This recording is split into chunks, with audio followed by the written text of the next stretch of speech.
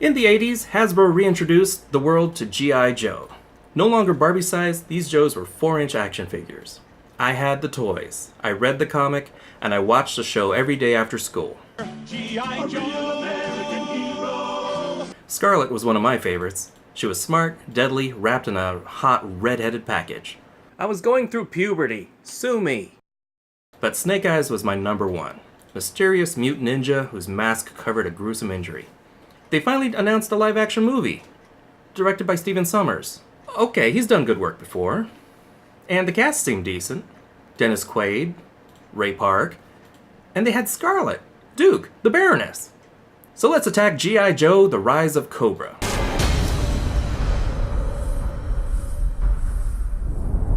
We start with a completely different movie. A man named McCullen is convicted of treason and sentenced to wearing a metal mask for the rest of his life. Pretty sure I've seen that in another movie. The rest of his life probably isn't going to last long after infection sets in. Cut to the not-too-distant future, where McCullen's ancestor is now a weapons manufacturer. Comic readers and toy enthusiasts will recognize this character as Destro, Cobra's main weapon supplier. He's making weapons for the government for some reason. His latest, a nanite weapon that eats metal. Each of these warheads contains 7 million nanomites and has the ability to eat anything from a single tank to an entire city. Your tax dollars at work. It's being transported, so that means it's about to be hijacked.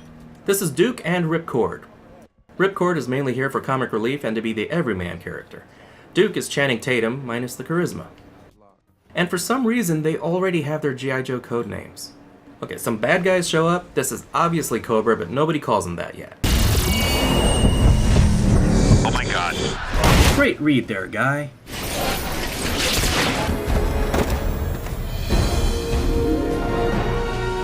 Duke and Ripcord are outmatched. Cobra has laser weapons and bulletproof soldiers. We're slipping into fantasy here, fellas. Brace yourselves. Duke recognizes the Baroness. Hello, Duke. Anna? Yeah, they used to date. This is gonna hurt. Now you have to admit, you had that coming. But before they can get their hands on the weapon, G.I. Joe is there. Cool intro to the team, they kick some ass, Snake Eyes is still the deadliest guy in the room, and Scarlet still has a variety of arrows from her crossbow. She even has a guided eye-seeking arrow. So far the movie's closer to the comic, where they had no issues shooting the bad guys. But unlike the cartoon, where nobody ever died. Duke and Ripcord are taken back to the pit, G.I. Joe's secret base in Egypt. Hey bro, you got some real life like hell over there. Oh, and a kung fu grip. Oh. Something I loved about the G.I. Joe comic was its realism, or at least in the early years. But the movie pit is ridiculous. Multiple levels with gigantic underwater tanks for submarine battles? That's idiotic. Where can I find that toy? We need to find out everything we can about her. Knowing is half the battle. With all these hologram performances, the actors are literally phoning it in. No wonder nothing ever gets done. That's what we're going to fix, Mr. Zartan. And why is this Zartan? Really, this is Zartan. This guy looks like someone's creepy uncle. Mr. Zartan. Who whistles for he's a jolly good fellow? Is this day job throwing parties for executives? And Cobra has a base of their own deep underwater. Where have we seen that before?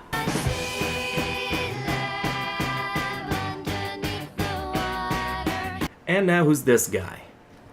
His mask reminds me of the classic Cobra look, but really, I don't get his purpose. He created the super soldiers. Okay, we get that. He's their weapons designer. But wait, I thought Destro was their weapons guy. Destro seems to be in charge. Where is Cobra Commander? But this world is messy enough, no. What it needs is unification. Leadership. It has to be taken out of chaos by someone with complete control. I might actually let you touch me. I'll send a jet. Well, I know who she is. Flashback to 4 years earlier when D and B were dating. Duke and Baroness, not He's a real American hero.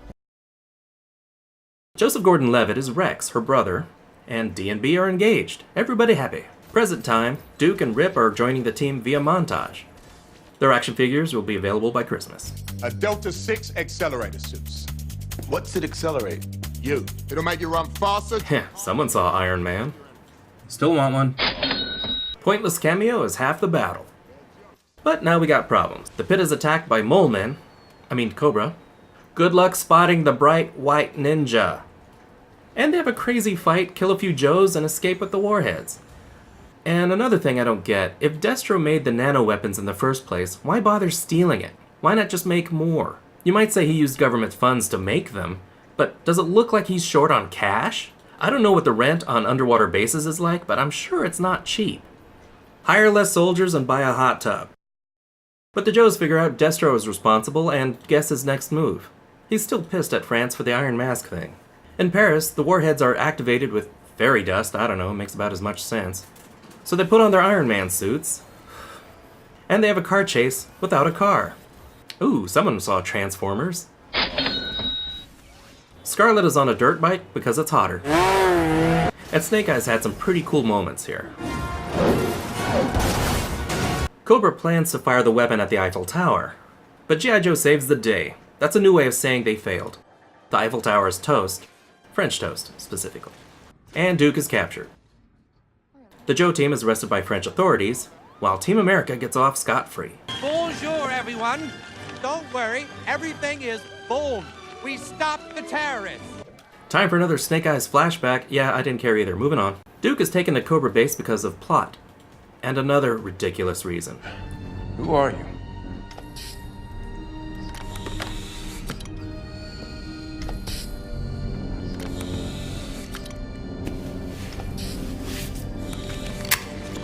The Doctor is actually Rex, horribly disfigured after this flashback. This will only hurt a little. What comes next? More so. Wait, what are you doing? Don't close that! Don't! If we live, I'll show you everything. And now he's vengeful? Insane? Why the supervillainy? The Joes strike the base. Picking up anything? Negative. There's nothing on the scanner.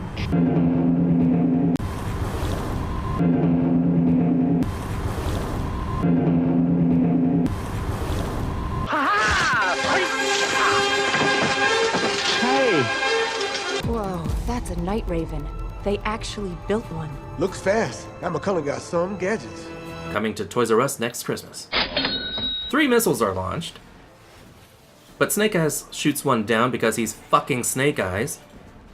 Rip hops in that fancy plane and takes off after the missiles. He eventually shoots them down, and just in time, so let's get that out of the way now. But meanwhile, Destro plans to turn Duke into one of his mindless soldiers. But just as Duke is about to be injected, the Baroness saves him. So she's been under mind control this whole time. I got nothing. Was her romance with Destro under mind control too?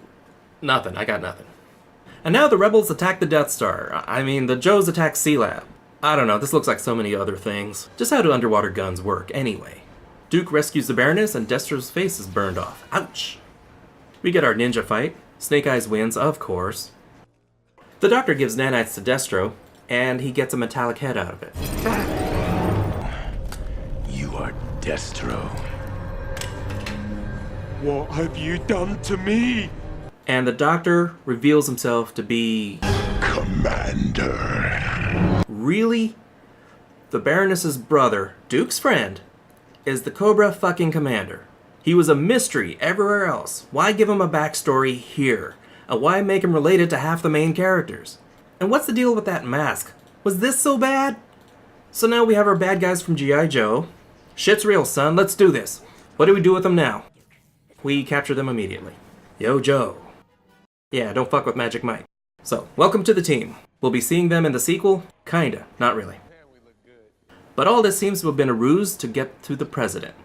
We end with the president whistling that familiar tune, just in case the audience was too stupid to figure out that it's really Zartan. So that's G.I. Joe.